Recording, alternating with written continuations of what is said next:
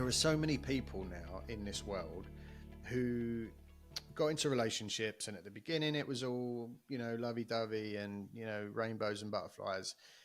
They make the commitment because things are good. The kids come along, the mortgage comes along, the responsibilities come along, and it all starts kind of, changing and all becoming a little bit miserable and sad. And there are a lot of people now who are in situations or relationships with partners, could be male, could be female, works both ways, who are experiencing narcissism, experiencing abuse, in whichever form it comes, or they're just incredibly unhappy and they're stuck, right? Or at least they think they're stuck. They're stuck because of the bills, because of the kids. They don't want to break up the family. And do you know, I'm sure you do, and everybody else does, how many men and women are living that life where they are, taking the long way back from the station, or spending that extra 10 minutes sitting in the car on the driveway to avoid going in the house, or making an excuse to go and sit in the toilet, for 10 minutes and lock the door and just sit there, just to get that space and just to get that few minutes of just, to relax and to be alone. And I think that is so sad and scary how many people are living like that, because they just feel trapped, right? And they don't quite know what to do. So what would you say to someone who's experienced in that life? Because I know right now there's people hearing those words that are like, yeah, that's me. I'm not happy. I don't know what to do. I want to make the break. I know I can do better. I know I can feel better. I know I'm not, this person isn't serving me and helping me to become my best self, but I just don't know what to do. I don't know how to get out. What would you suggest to those people?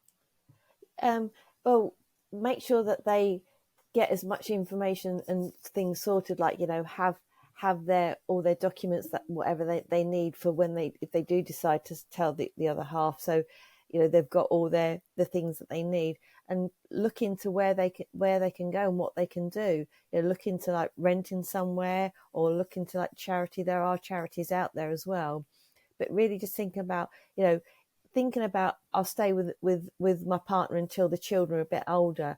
Actually, is that going to be doing the children any good, living in that kind of environment as well? And it's thinking about, what do you want as a person as well? Because it's your life.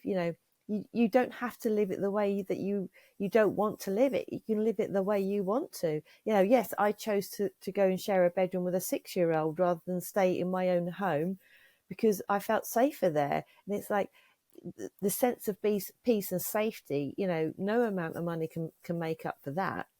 And it's having your own sense of self peace and self safety as well. Even if you are not living in the ideal situation that you like to live, yes, you may have to walk away from a beautiful home that you've built together and things like that. But at the end of the day, if you've got that sense of peace, no amount of money can make up for that. Mm.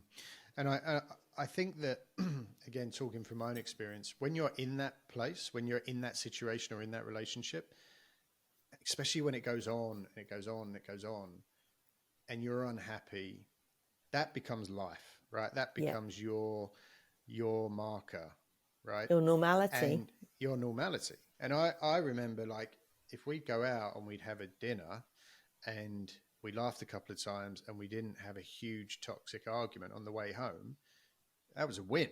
That was like, hell yeah. That was like, shit. I'd go to bed that night. I'm like, damn, that was fun. I enjoyed that. That was really nice, But it wasn't that it was this incredibly exceptional night. It was just that we were normal, right? We weren't arguing. We weren't shouting and screaming. I wasn't packing my bags and walking down the street, with her chasing me in the car.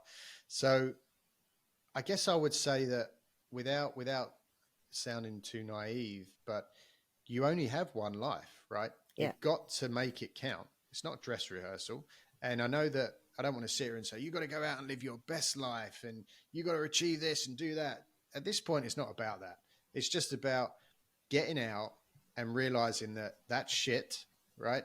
And there's a lot of good things to experience. And when you meet someone who isn't like that, who does see the good in you and does see your abilities and does see your potential, right? And they start lifting you up and supporting you and doing nice things for you and appreciating the things you do for them and all of that horrible toxic stuff goes away. When you get to that point, you're like, oh, this is what it's meant to be like. This is nice. You know, this is really nice. Now I'm looking forward to coming home. But you've got to make the break first in order to go out and find that.